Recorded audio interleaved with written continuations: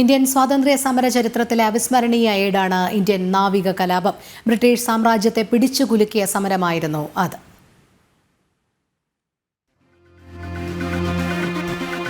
സ്വാതന്ത്ര്യ സമര ചരിത്രത്തിൽ നാഴികക്കല്ലായ സമരം.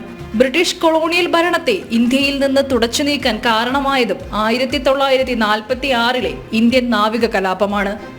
ബ്രിട്ടീഷ് അടിമത്വത്തിൽ നിന്ന് ഇന്ത്യയുടെ മോചനത്തിനായി സമരം ചെയ്ത നിരവധി പേരുടെ പോരാട്ടത്തിന്റെയും പ്രചാരണത്തിന്റെയും പ്രധാന പ്രേരക ശക്തിയായതും ഈ സമരമാണ്. ഫെബ്രുവരി 18 ഈ കലാപം ആരംഭിച്ചത്.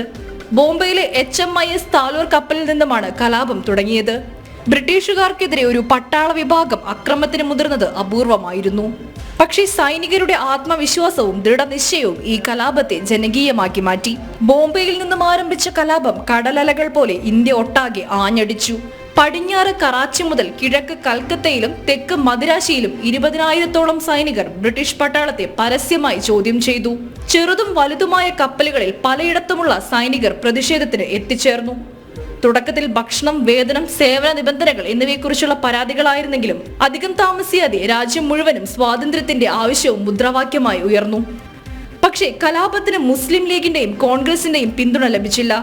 സൈനികർ സമരം ചെയ്യാൻ പാടില്ലെന്നായിരുന്നു ഗാന്ധിയുടെയും മുഹമ്മദ് അലി ജിന്നയുടെയും നിലപാട്. കലാപം വ്യാപകമായതോടെ ബ്രിട്ടീഷ് സർക്കാർ കർശനമായ നടപടികൾ സ്വീകരിച്ചു. നിരവധി സൈനികർ അറസ്റ്റിലായെങ്കിലും പ്രക്ഷോഭം ചെറുതല്ലായിരുന്നു.